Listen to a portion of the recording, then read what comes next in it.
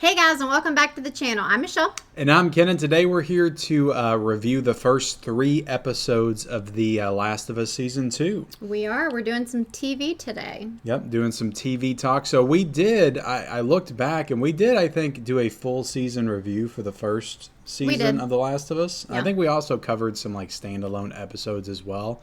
So I think what we want to do with this is, because since we're kind of late to the party, we cover the first 3 episodes right here, and then we'll do some reactions to episode 4, 5, 6, and 7. Maybe some reviews if they warrant it. Some longer, form content for them. But let's talk about The Last of Us. But before we get into it, hit the subscribe button if you haven't already. Also, like this video. Like the video, like she said, and then leave us a comment down below. Have you been watching The Last of Us on HBO? Have you been enjoying it? What are your thoughts on the first 3 episodes? A lot of big stuff has happened so far. Yeah. This season, in typical HBO fashion, they're the people behind Game of Thrones, and lots of big Succession. Yeah. HBO kills it with TV. We're gonna try not to spoil too much, but we'll probably delve into some spoiler territory. You know what?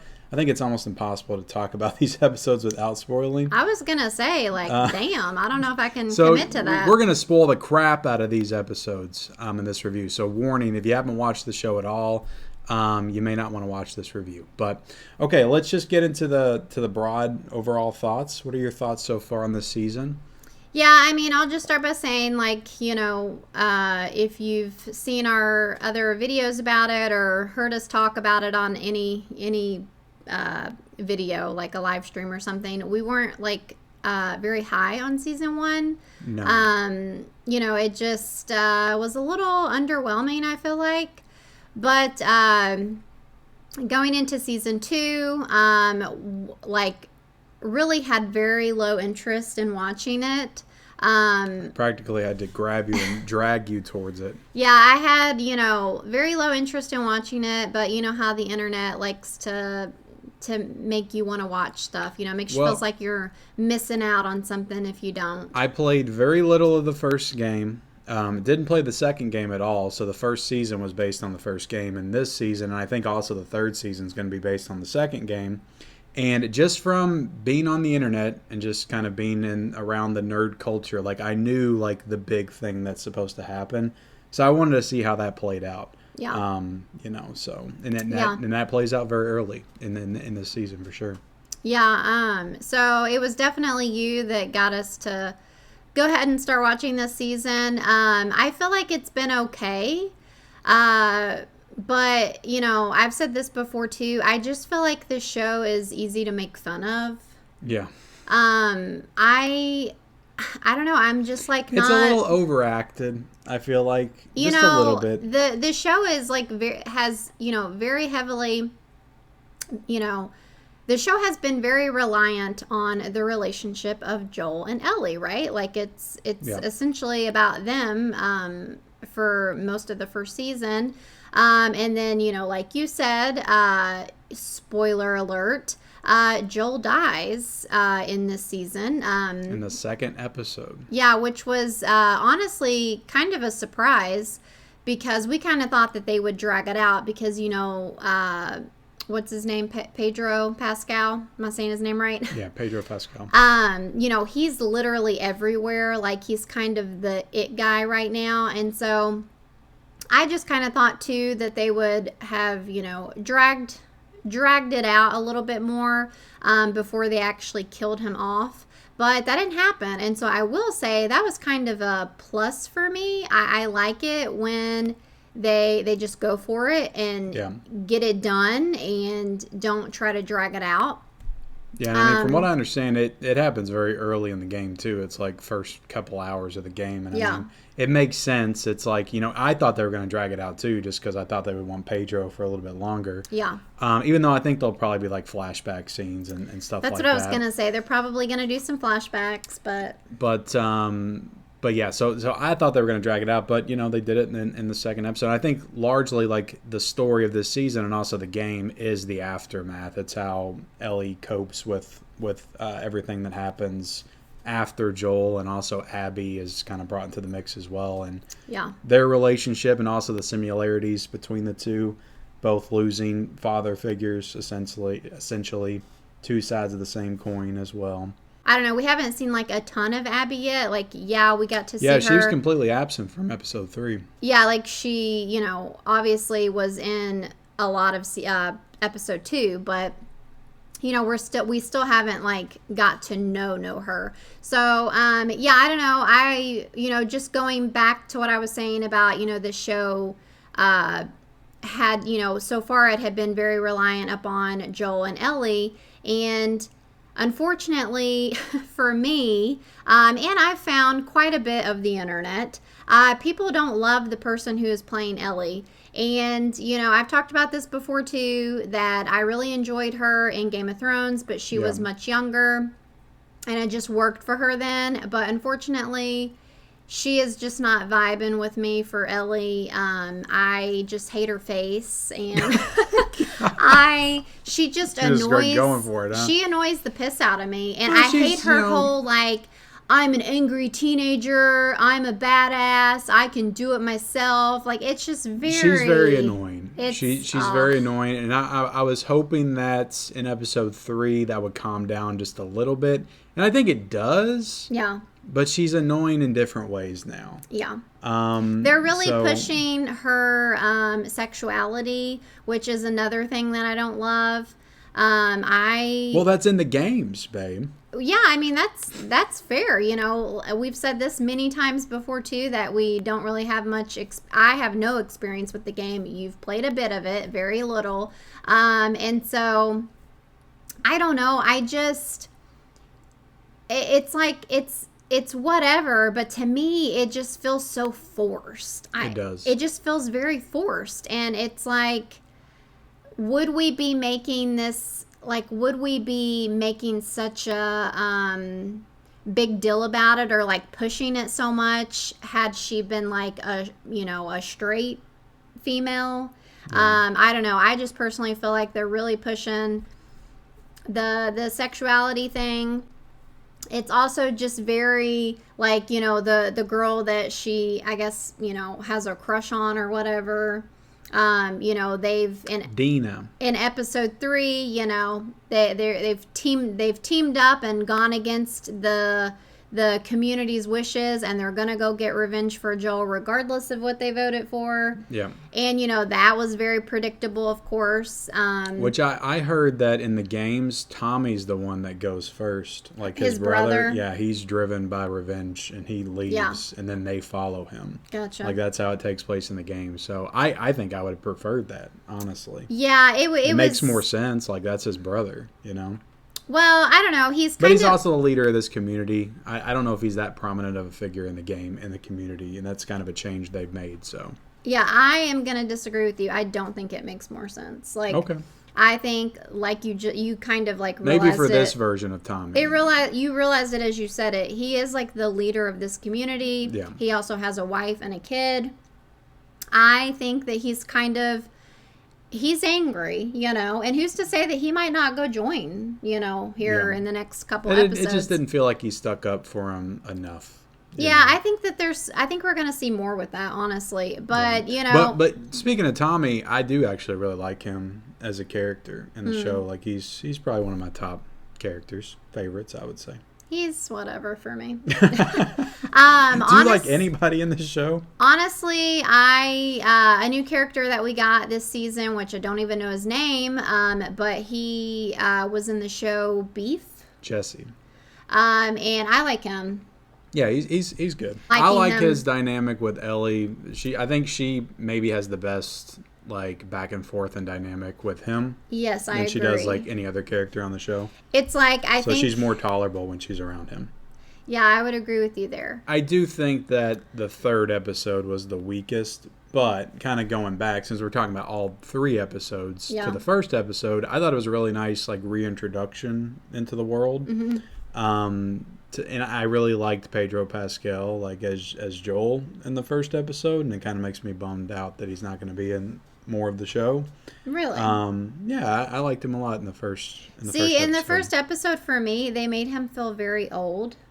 Yeah, he's supposed to be like in his 60s or something. Yeah, we are kind of skipping around here, but I think that there was a 5-year time jump. Yeah, there was a 5-year time jump. 1. And there was like a 27-year time jump the first time when he was supposed to be like in his 40s probably with his daughter. I was just going to say, when this season opened, they made Joel just seem very old. He seemed, they gave him some more gray hair and stuff. He's like, fidgeting around with his hands and stuff. And he seemed like he was, I don't know, going through something, which, we find out that, like, there's been a strain on his and Ellie's relationship and all of that, which leads to the more dramatic death of him in episode 2. Him and Ellie hadn't been talking, and then he dies. I guess what I like is a lot of times in these post-apocalyptic shows is I like seeing like the communities that rise up and like work together, and it seems like this community works together pretty well. And it's like you compare that to like The Walking Dead, which we watched like 8 seasons of that. Yeah. It always felt like they were just never on the same page, and people were always fighting with each other on the inside of the communities, and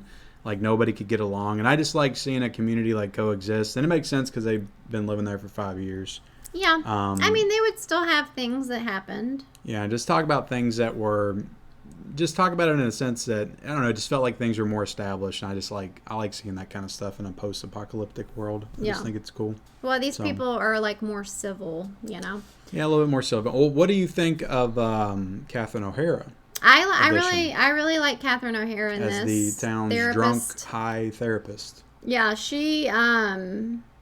I've enjoyed her. Yeah, I think she's good. Like I liked her scene with going back to Pedro Pascal in the first episode. Yeah. So the way that they made her kind of connect into the whole thing, I thought that was interesting. Although I will say I have zero memory of her husband in season 1. I don't think he was in season 1. Maybe he was, but apparently they have cast him for this season. So there's going to be something with him, and I guarantee you that the stuff we're going to get with Pedro Pascal and Joel is probably going to be a standalone episode showing what happened with him and her husband. If not an entire episode, like a sequence, like a 15-minute sequence or something. Interesting. Okay. I feel like there's going to be that, but I do want to talk about episode 2 because that was the big episode. Mm-hmm. Of course, Joel's death, Abby beating the hell out of him with the golf club. Yeah. You had a very negative reaction to this scene. I think unlike most people were just like shocked and horrified. Well, it was just funny because you didn't love it. Literally everybody on the internet is like saying, "Oh my God, I'm sobbing," and I'm just like, You just didn't care. I have no heart because I'm not sad at all. Like this scene it didn't do it for me, and I think it's because I just don't like Ellie so much that like when she came in and saw Joel on the ground and everything, felt nothing. Yeah, nothing. Well, I'm on the opposite end. I did feel something. I thought it was pretty impactful, the whole sequence. And I thought that... my hate for her is strong. I thought Bella Ramsey actually had a really good performance. Like Bella Ramsey? That's her name. Her real name? That's her real name. I thought that was her name in the show. No, it's Ellie in the show. No, in Game of Thrones. It's Lady Mortimer or something in the show. But Bella Ramsey is the actress's name. Isn't Ramsey a name in Game of Thrones? I don't know. Yeah, Ramsey, was it Bolton? I don't know. Right? But anyway, getting off track. But no, I thought her performance was really good because it felt like, I don't know, it just felt so disorienting. She comes in, she sees you on the ground, and like you put yourself in that position, you're like, damn, that's just really messed up, just how they're showing this. And when she wakes up in the hospital in episode 3, I thought that was really impactful too, because it's like she wakes up and she has to get her bearings, and then it's like, did I just dream what happened? Did that really happen? Mm-hmm. And that kind of stuff just, I don't know, it just affects me. I don't know why. Well, I was also confused, like, why she was so injured. Well, I mean, it was probably implied that they were stuck out in the snow and maybe they got some frostbite or something because it was a huge snowstorm apparently going on. Like, I'm pretty sure they did kick her, but, like... Yeah, I don't know. They just act like she was in real bad shape. So, I don't know. Unfortunately, I hate to be a downer here, guys, but I just, I might have felt like a teeniest bit. I will say the moment was a little diminished because of the 10-minute monologue by Abby where she's just like explaining the entire backstory, and it's like that stuff has been done so many times. Mm-hmm. It's kind of like a trope at this point. And even like Joel in the middle of it's like, get the hell on with it. Just kill me already. Yeah, that was kind of funny. So that was a little, I don't know. Yeah. I mean, what are you gonna do? That's just TV and movies. They all do it. I don't know. Just all of this stuff just feels very on. But that felt forced to me. It just feels very on par. Is that what you say? I don't know. It just on the nose. On the nose, on key, on board. I don't know what I'm trying to say. Abby, but like as far as like, having Ellie and Joel not be talking when he dies. Yeah. Like, of course. And then, in episode 3, like they, as they're venturing out to get revenge, they stop where he was buried. Of course, they had to have a dramatic scene where she sees his... Okay, let me skip back. She goes back to the house after he's died, sees his closet of things. She has to start crying. Just all this stuff feels very... You're right. Very, just the same thing I've seen 100 times. Like, it's like you gotta have it. And then, like I said, you skip ahead to her visiting his gravesite. And, again, I must have totally missed the reference with the coffee beans. Somebody let me know in the comments. Why did she leave coffee beans at his gravesite? We were making a joke like he must have said in season 1 when he died he wanted a coffee tree at his tombstone. I don't know. No. I don't know either. But I do want to say... It meant something. I know that. I like coffee too, but damn. Big highlight for me so far was the battle at the town. And I don't know the name of the town off the top of my head. But I did think it was a pretty awesome, battle with all the infected breaking through the walls and the big juggernaut-looking thing that he takes out with the flamethrower. I thought that was a good sequence. Yeah, okay. I did. And you compare that to, like, when I'm watching this, the standard for me for, like, battles, people that's, like, defending towers is the 2 towers. Okay, Lord of the Rings. That's the standard, right? I'm not saying this beat that. I'm not saying that. But I am saying that this was, it was pretty good. Like, it reminded me of that. And another battle that we got in Game of Thrones was the Long Night, I think the episode was called, when they, the White Walkers go to Winterfell, and you couldn't see anything. And I just don't think that battle was very well done. And I do think that this battle kind of beats that as far as like HBO, battles. See, I was literally going to say, like, when I think of a battle, I think of Lord of the Rings and Game of Thrones. I mean, that's the standard. Well, Battle of the Bastards, like, that's one of the best battles ever put to TV. Yeah. But The Long Night was not. I didn't hate it. But yeah, I thought it was okay. I thought there was, I don't know, I felt like the CGI was a little off in some of it. Well, the dogs, but it was a cool moment. Well, just like once I guess it would have been. They dropped the barrels. You got explosions. They just all, like I said, coming back to the town and then being like, so together and orchestrated. It felt like they had a plan. Maybe it wasn't the best plan, but it did feel like they had a plan for taking them out. So yeah, I like the way they executed it. When that big thing, whatever those are called, came for. Well, it's in the game. I forget what it's called. Like a thumper or something. I don't know. Well, he came, like, he targeted Tommy, right? Is that his name, Tommy? Yeah. He targeted Tommy because... I thought he was going to die. Can I say something here? Go ahead. The thumper, as Ken calls it, they're called, like, crawlers or something. Lumper, thumper, lurker. Plant faces, fungi, mushroom heads. I don't know. I don't know. Listen... Coffee bean tree, mushrooms. It kind of like targeted Tommy's wife because she was like up in the tower. She was like shooting at it. It kind of locked eyes on her.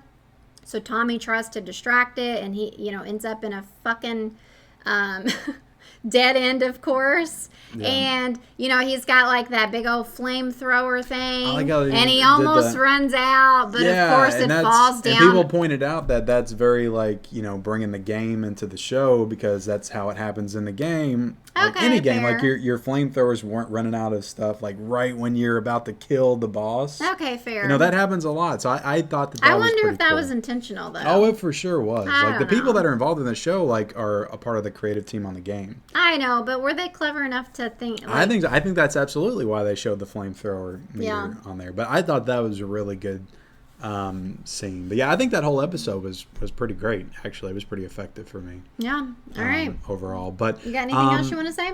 No, I think we covered it. 3 episodes. I think we did an adequate job at covering The Last of Us. Yeah, I mean, I will say this, even though I'm enjoying it so far. I'm still engaged. I'm still engaged, and I want to watch the other 4 episodes. Yeah. And I mean, even though I do sound, pretty down on it, I am enjoying it more than I thought I would. And I am, a little bit invested in like seeing where it goes. It's just really hard for me because, again, I don't like Ellie's character, and she's a big part of the show, so it's kind of hard to get over that. I will say I was interested in those people with the cuts on their faces, and now it seems like they're all taken out. Yeah. So I don't know. There's more to be said there too, but anyway. But we only got 4 episodes left. It's a 7-episode season, so we should be back hopefully Sunday night to do a instant reaction, maybe like a 2-3 minute reaction to episode 4. But yeah, thank y'all for watching. Like this video, subscribe to the channel, and comment down below your thoughts on the first 3 episodes in the comment section below, and we'll see you next time. Bye, guys.